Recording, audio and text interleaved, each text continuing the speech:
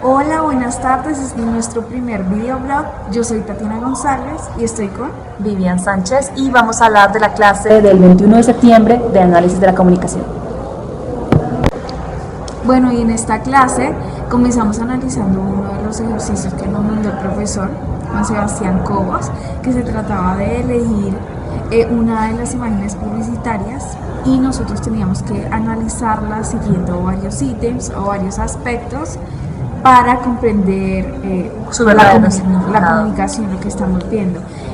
Solo analizamos unos pocos, pero los pocos que analizamos, a pesar de que en algunos varios ítems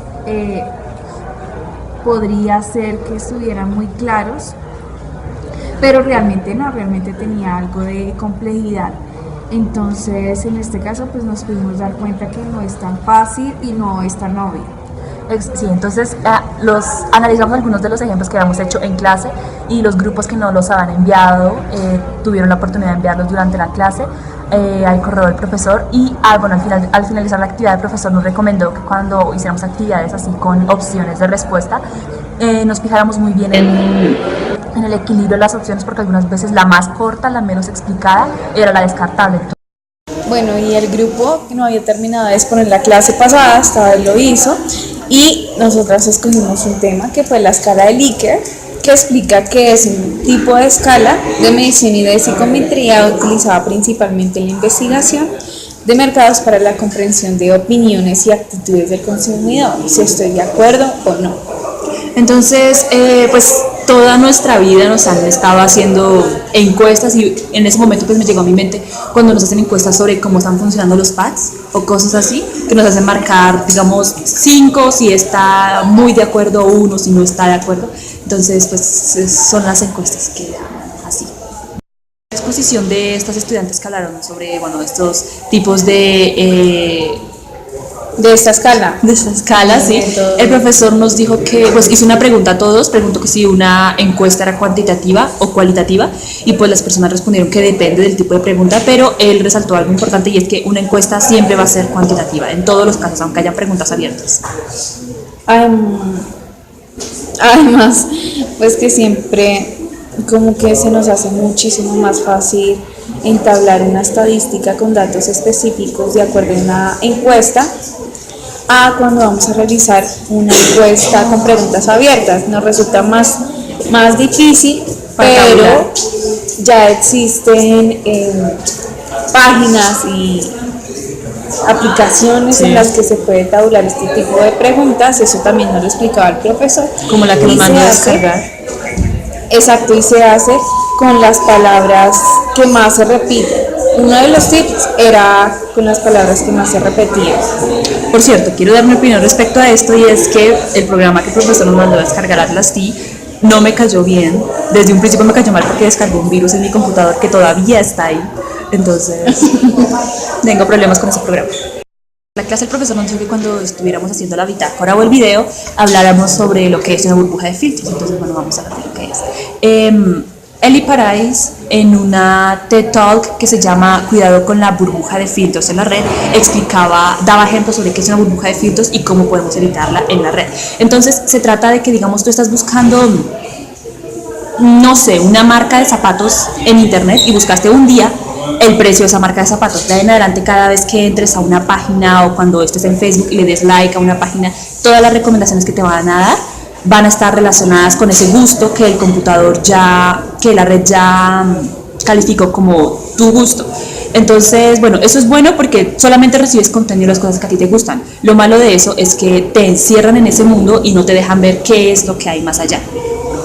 Además de que los gigantes de la industria y más que todo de internet se sirven mucho de nuestros datos personales y esto también pues puede ser perjudicial. Y los productos que hemos buscado en la red también marcan un tipo de tendencias y no solamente económicas y sociales sino políticas. Según un texto llamado La ética para la profesión, escrito por una doctora en filósofa y profesora de deontología de la comunicación de la Universidad de Navarra, llamada Mónica Codina, nunca hay objetividad en los medios, ni siquiera en el periodismo, aunque se supone que lo ideal sería que fueran objetivos. Pero realmente esto nunca es objetivo porque el periodista siempre va a poder decidir algo según su manera de pensar, hasta desde qué ángulo se toma una fotografía. Entonces, siguiendo este orden de ideas, los medios de comunicación, digamos por ejemplo un programa de noticias, elige el orden en el que va a presentar la información y ahí ya hay subjetividad.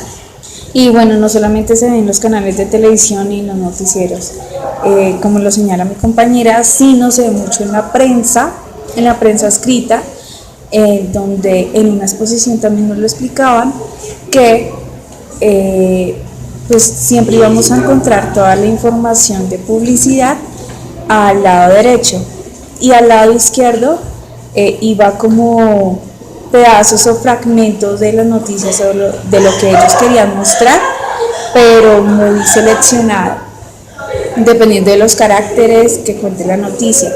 Entonces la agenda SETI realmente es un término muy importante en los medios de comunicación y que nosotros como periodistas lo tenemos que analizar y comprender también para adaptarnos a ellos. Entonces, bueno, relacionando la agenda setting en los programas de televisión que conocemos, digamos como Caracol, que es el programa más como favorito que más tiene rating en Colombia. Entonces, Caracol es el que escoge la parrilla de programación, él ordena sus programas y yo lo entiendo de la manera en la que, digamos, los sábados, creo que como a las 7 de la mañana o a las 6:30 de la mañana, dan un programa donde el televidente puede llamar a quejarse de lo que no le gusta y preciso ponen este programa tan importante a la hora donde casi nadie está despierto y solamente lo presentan una vez a la semana. Entonces uno entiende que es algo que no les interesa realmente que la gente se enfoque en eso. En cambio, a las horas a las que las personas realmente están viendo, ponen otras cosas como telenovelas o películas. Eso lo podemos ver mucho en el priming de televisión.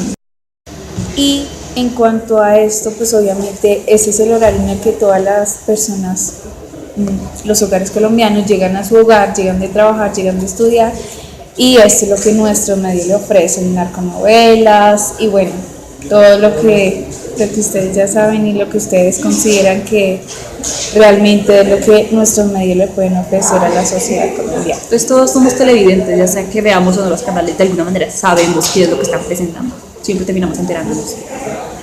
Bueno, y así es como terminamos nuestro primer videoblog. Esperamos seguir haciendo más. Gracias.